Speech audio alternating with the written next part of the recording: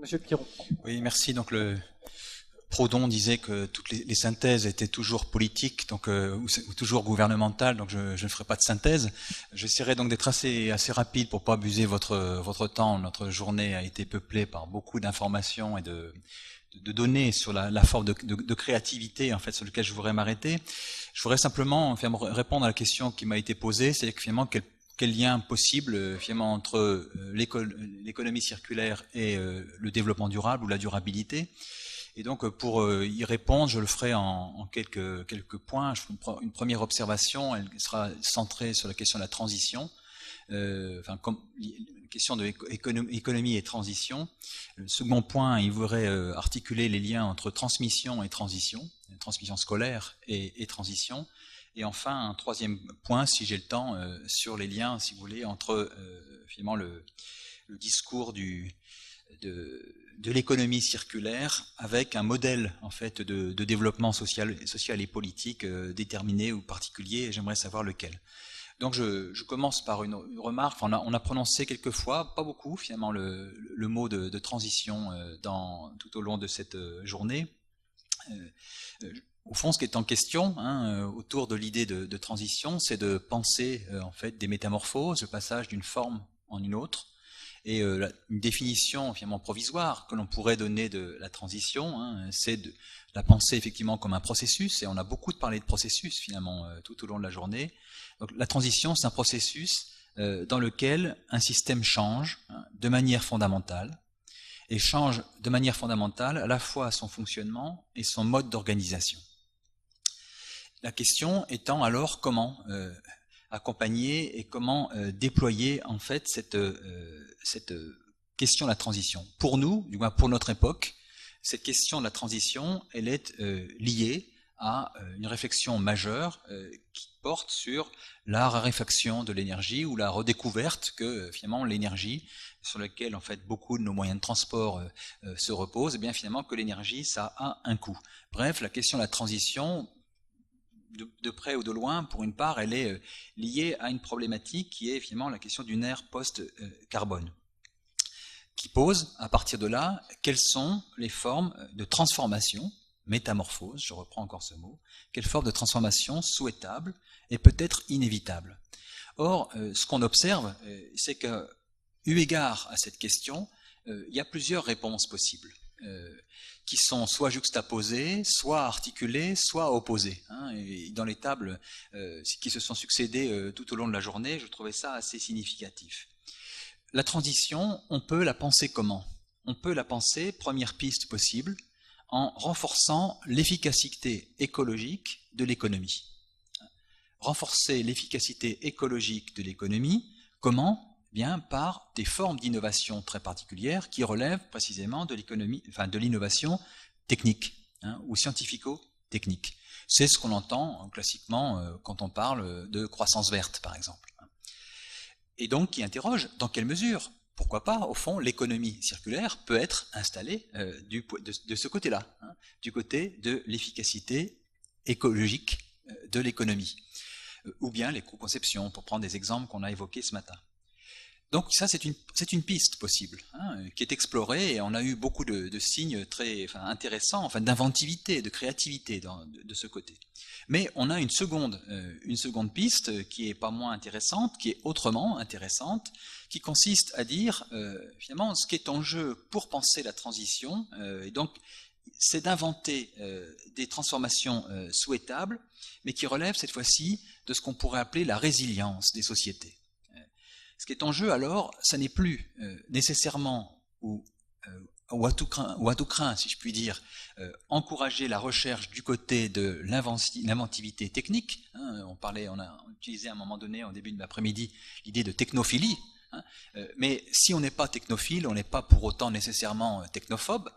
Et il est d'autres formes d'innovation que l'innovation technique. C'est celle qui relève finalement des pratiques d'innovation sociale. Et c'est intéressant d'entendre, si on voit ID 21, on a eu quelques exemples comme ça cet après-midi aussi, qui relèvent cette fois-ci effectivement d'une interrogation sur des modes d'organisation qui vont du côté de l'innovation sociale. Et cette innovation sociale, elle se déploie dans le champ des organisations, dans le champ des entreprises aussi, pourquoi pas, et elle se déploie aussi dans le champ politique, avec, on en reparlera peut-être en terminant tout à l'heure, avec effectivement cette idée que la question, c'est comment le politique accompagne cette transformation ou cette transition. Comment il l'accompagne ou comment il a du mal à l'accompagner, et notamment, et plus particulièrement, comment le politique, avec son modèle traditionnel de la représentation, au sens de la représentation nationale, eh bien, comment ce modèle de la représentation est aujourd'hui fortement discuté, parce que finalement, on lui oppose, ou en tout cas, il est en discussion par d'autres modèles. C'est la crise, enfin c'est la tension entre démocratie représentative, si vous voulez, et démocratie participative, pour aller très très vite, c'est-à-dire en fait une réflexion sur d'autres manières de faire vivre le social et le politique par le biais du collectif. Et l'enjeu étant alors comment le politique réarticule l'ensemble de ces initiatives, en fait, engagées dans des collectifs qui, eux, précisément, résistent à la formalisation disciplinaire, entre guillemets, qu'on peut trouver dans les formes de politique traditionnelles. Donc, si vous voulez, on est, je trouve, autour de cette idée donc de l'économie circulaire, dans cet entre-deux. Qu'est-ce que c'est? Est-ce que c'est l'innovation sociale? Est-ce que c'est l'innovation technique? Est-ce qu'on est du côté de la croissance verte? Ou est-ce qu'on est devant une mutation socio-culturelle plus profonde? Les choses sont beaucoup plus indéterminées. J'aurais tendance, mais ça n'engage que moi, de dire que finalement, avec les questions d'économie circulaire, on est sur des questions de méthode. Là où ce qui est en jeu, c'est la question des projets. Et donc, c'est comment on articule un projet, des options, des valeurs aussi, avec finalement ces méthodologies. Alors, nous sommes, je veux dire que donc ça c'est remarque générale.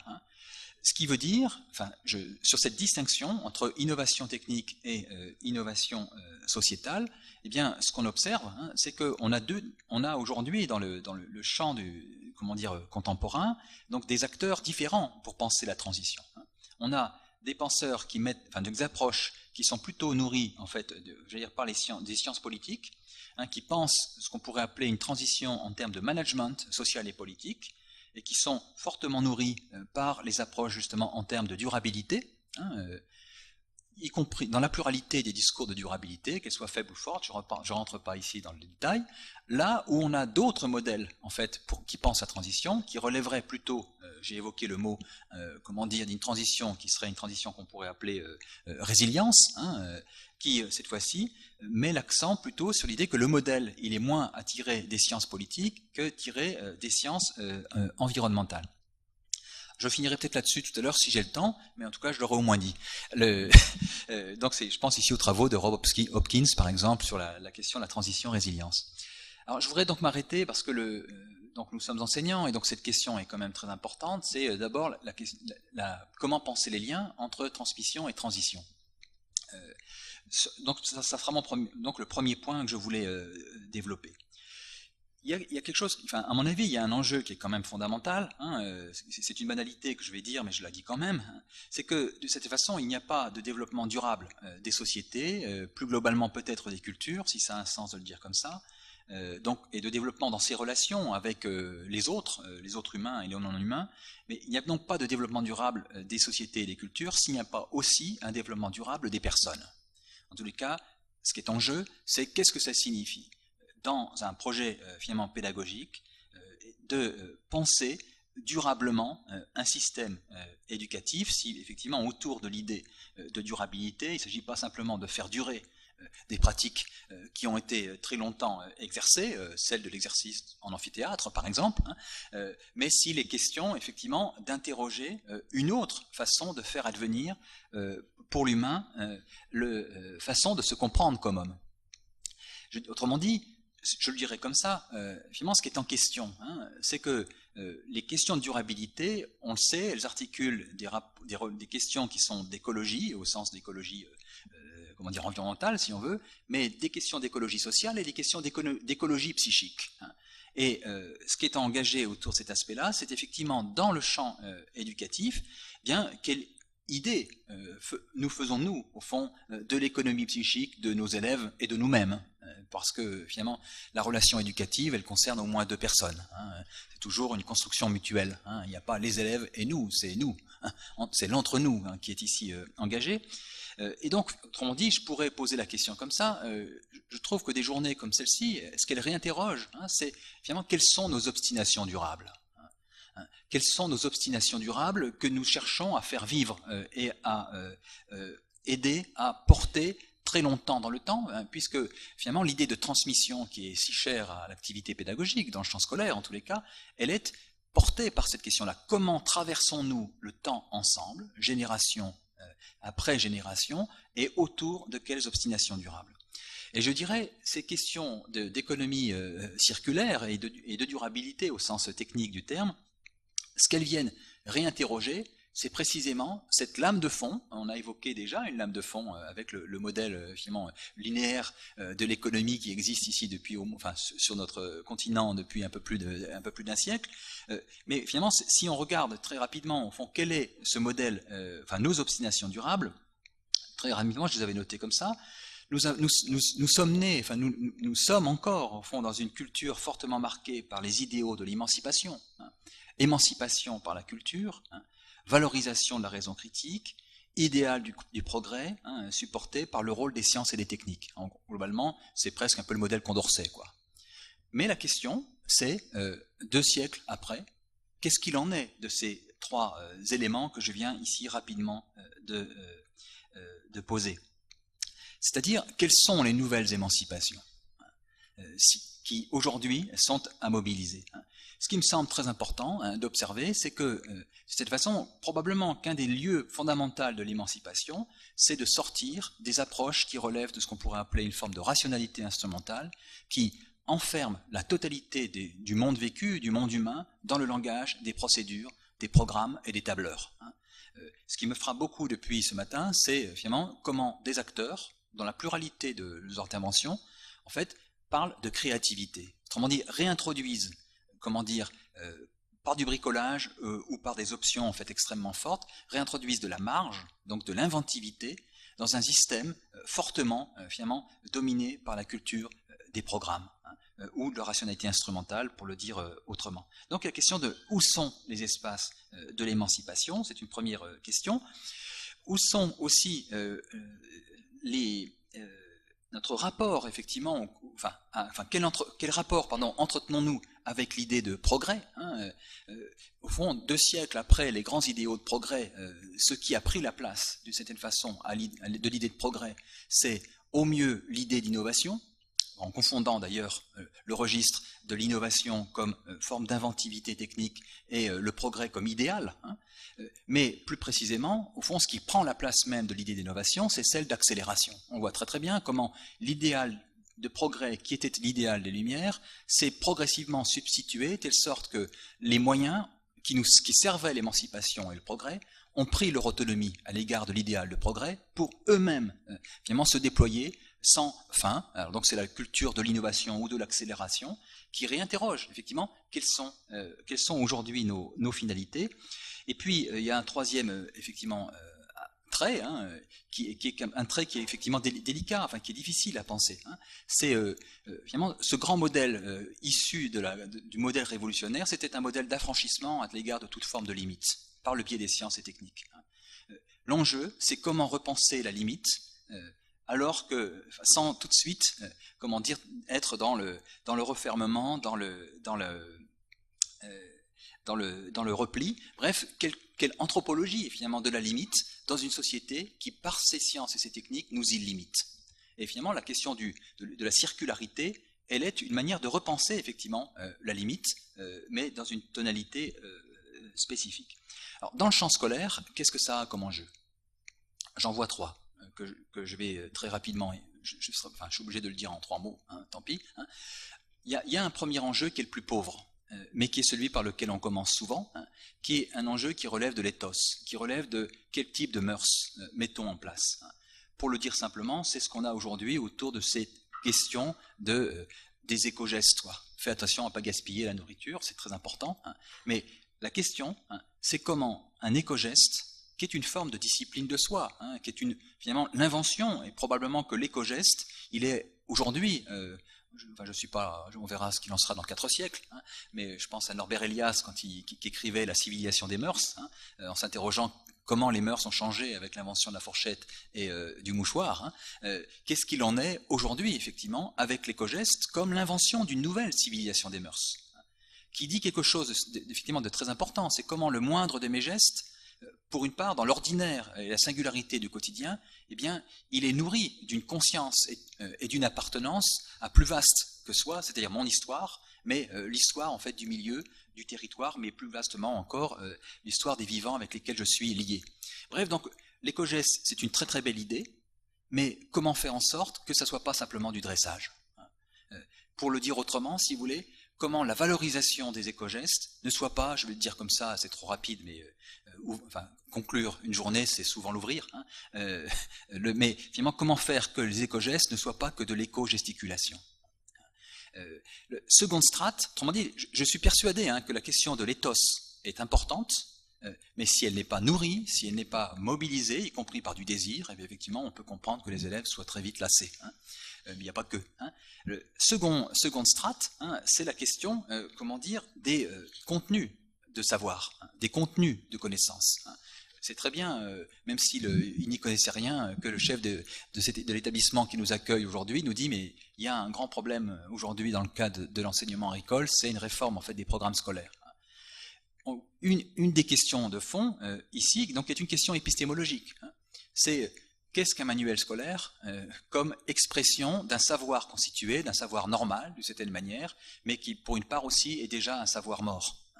Et la question qui est en jeu pour nous, c'est comment les contenus des savoirs disciplinaires continuent d'abreuver, si je puis dire, un mode d'organisation du monde dont nous connaissons que les conséquences sont problématiques. C'est-à-dire que finalement, nous continuons pour une part, enfin nous contestons par les éco-gestes, par les questions de civilité, en fait des pratiques, pour en inventer d'autres, c'est magnifique, mais que fait-on des disciplines et des contenus de nos disciplines scolaires, qui, pour une part, continuent en fait de valoriser des modèles qui sont de l'ordre de l'illimitation, de la non-appartenance en fait du vivant humain avec d'autres, ça dépend quel savoir, ou bien des rapports en tout cas qui peuvent parfois être abstraits. Donc c'est la question des questions qui est redoutable, finalement comment la domination des savoirs, on va dire, logico-mathématiques, enfin des savoirs analytiques, pour simplifier, la domination des mathématiques, enfin, c'est une très belle discipline, les mathématiques, je dis pas ça, mais au fond, comment, mais précisément, comment les mathématiques elles-mêmes, d'ailleurs, se sont trouvées appauvries par l'usage qu'on en fait dans le système scolaire comme outil de sélection, enfin bon, bref, je m'emporte. Bref, comment donc inventer des savoirs qui, en plus d'être des savoirs analytiques, soient aussi des savoirs qui nous pensent en termes de synthèse, de relation. Et puis, troisième strate, c'est les enjeux éthico-politiques. Des enjeux éthico-politiques qui sont effectivement quelles sont les valeurs, les options éthiques en fait qui lient et qui permettent de penser notre situation historique et les réponses que nous avons y apportées. Alors du point de vue épistémologique, ce que j'ai oublié de dire précédemment, mais ça permet de faire le lien avec la table longue précédente, c'est finalement du point de vue des savoirs, je crois que ce qui est en jeu, c'est comment passer d'une pensée laboratoire à une pensée territoire. Je le dis que comme ça, il faudrait que je peux le justifier plus, mais je crois qu'il y a un vrai enjeu. Finalement, c'est pas la même chose, effectivement, de penser à partir de la porte d'entrée du laboratoire ou de penser à partir de celle du territoire.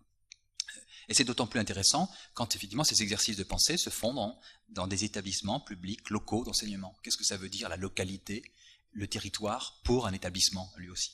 Bref, donc, du point de vue des enjeux éthiques et politiques, je dirais il y a une tension, c'est comment penser la conscience d'une appartenance et le sens d'une responsabilité. Il y a différentes façons en fait de décliner ça, mais finalement il y a bien ça qui est en jeu. Nous sommes d'une culture qui à un moment donné a pensé une séparation fondamentale du vivant humain avec les autres vivants et avec les milieux. Nous sommes en train de les réapprendre autrement, nos grands savoirs nous aident à faire ça, mais finalement donc comment cette conception renouvelée d'une appartenance, d'une forme de solidarité T, d'une certaine manière, eh bien, renouvelle aussi la conscience que nous pouvons avoir de notre responsabilité. Donc c'est des enjeux éthiques très importants qui sont déployés par ce qu'on appelle les éthiques environnementales dans leur pluralité, et dans leur pluralité contradictoire d'ailleurs. Je n'en parle pas, mais je dis simplement que ça existe. Et peut-être dire une dernière chose, et je m'arrêterai là, pour respecter le quart d'heure que j'avais dit, je suis un tout petit peu trop long, c'est, si vous voulez, c'est effectivement qu'est-ce qui s'engage avec cette histoire d'économie de la circularité. Je m'étais dit, en préparant en fait ces quelques mots, j'étais très frappé en fait par ce langage du re. On met du re partout, quoi, du réemploi, de la réutilisation, du recyclage. Bon.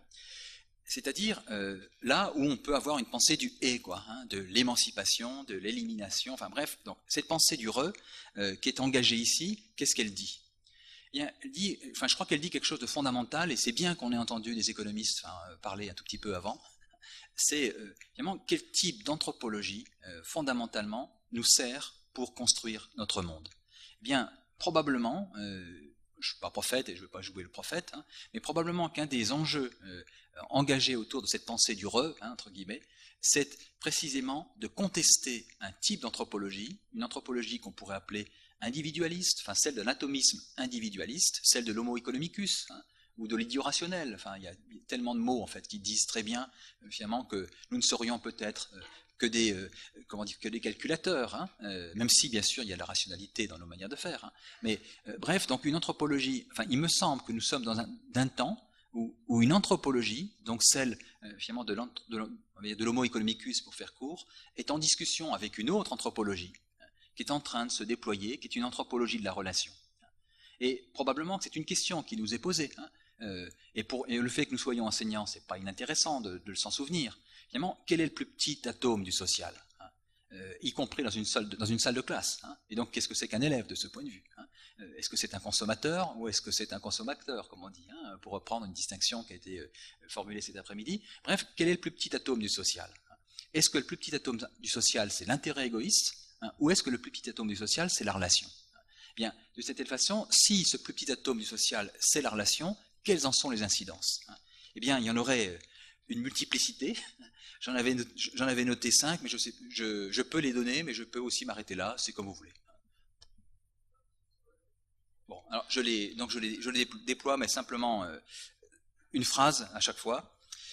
Cette question de la relation, elle est, effectivement, ce qu'elle dit, c'est comment repenser, bien précisément, de la circularité dans une culture dominée par la linéarité, au sens effectivement de son caractère illimité, à la fois spatialement et temporellement. Ça, c'est un premier enjeu.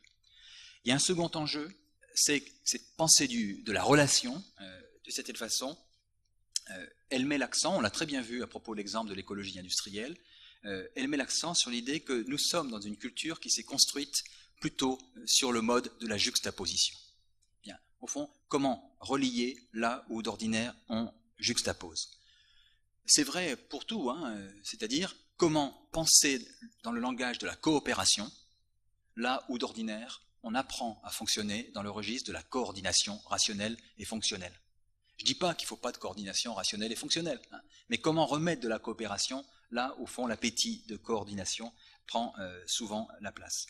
Troisième enjeu, c'est finalement une tension entre ce qu'on pourrait appeler une pensée stratégique et une pensée tactique. Moi, ce qui me frappe beaucoup, c'est la pensée stratégique, elle met l'accent sur le sens du programmé, le sens du planifié. Il en faut. Le stratégique, il relève de ce qu'on pourrait appeler, c'est De Certeau qui utilisait cette expression, il parlait de braconnage poétique. C'est comment finalement réinstaller les techniques du chasseur d'autrefois dans nos mondes ultra rationalisés. C'est ce qu'au fond une infinité de collectifs aujourd'hui. Il y a une inventivité dans les pratiques sociales qui sont de l'ordre du braconnage. Je ne dis pas que la bécanagule c'est du braconnage, mais il y a un petit peu de ça quand même. Du moins au début. Enfin, il faudrait qu'on en discute. Je veux pas. C'est eux qui diraient mieux. Mais bref. Et ça, cette question-là est très importante. Donc, parce qu'au fond, la question du braconnage, c'est précisément comment la capacité de jouer avec la norme. C'est-à-dire qu'en fait, cette idée que la transition, où est-ce qu'elle naît la plupart du temps, c'est précisément dans les marges. Et donc la marge, elle n'est pas forcément ce qu'est l'écart. Bien sûr, c'est l'écart, mais la marge, c'est Godard qui disait ça. La marge, c'est ce qui fait relier les feuilles du cahier. Et au fond, c'est dans les marges que s'inventent en fait des formes possibles ou d'autres formes de vie possibles. Puis quatrième aspect, et puis quatrième élément en fait qui me semble important, c'est qu'effectivement dans la tension entre innovation technique et innovation sociale, eh bien, on a aujourd'hui donc tout ce qui se déploie dans ces figures des collectifs que j'ai évoquées. Or, autour de la question des collectifs, c'est une question politique, c'est une question sociopolitique qui est majeure. Le politique, moi c'est ce qui m'a beaucoup inquiété, si vous voulez, dans une des premières exposés du début de l'après-midi, en disant nos contemporains veulent non plus de la réforme, mais ils veulent des changements radicaux. Quand on entend radical, ça peut effectivement être très inquiétant. Bref, c'est la grande difficulté de la révolte ou la révolution, mais qu'elle soit brune ou qu'elle soit d'autres couleurs. Mais au-delà de cette question, ou en même temps, ou en ayant à l'esprit cette question, ce qui est remarquable, c'est que ce souci de changements radicaux, ils sont déjà en œuvre dans des formes d'expérimentation sociale, mais qui sont précisément les collectifs, qui sont de l'ordre en fait de la participation sociale. La difficulté, c'est comment fédérer ça en un projet politique. Et le difficile du moment, enfin le difficile de notre moment temporel, c'est ça. Et si on ne le fédère pas, effectivement, il peut y avoir, ou il y aura sans doute, d'autres changements radicaux. Puis enfin, dernière chose, ce qui me semble, je terminerai là-dessus, c'est l'idée que si nous sommes dans une pensée de la relation, eh bien, on est amené à penser des déplacements. Bon, on va bientôt se déplacer, donc je n'oublie pas ça, mais nous sommes invités à des déplacements, mais y compris dans nos manières de conceptualiser notre situation. Et finalement, ce déplacement, il consiste à dire, il n'y a pas d'un côté l'atomisme individuel et de l'autre l'enfermement dans le communautaire. Autrement dit, entre l'individu et le collectif, nous sommes en train d'inventer des formes d'hybridité. Ce qui s'est dit sur la question des moyens de transport, des moyens de déplacement, par exemple, dont on parlait cet après-midi, sont des exemples très intéressants. Moi, je pense, je vais prendre un exemple et je m'arrête là. Le vélo partage. Le vélo partage, donc un autre modèle de mobilité, encore, qu'est-ce qu'il est? C'est un transport individuel collectif. Alors qu'est-ce que c'est? C'est pas l'individuel, mais c'est pas non plus du collectif. Autrement dit, cette anthropologie de la relation, elle est en train d'inventer une langue qui complexifie, nos séparations, si vous voulez, entre de l'atomisé d'un côté et du repli communautaire de l'autre. Ça veut dire que c'est plutôt une bonne nouvelle. Voilà, je m'arrête là-dessus. Il faudrait maintenant réfléchir sur ce que c'est que transition, durabilité, transition, résilience, mais ça sera pour une autre fois. Merci.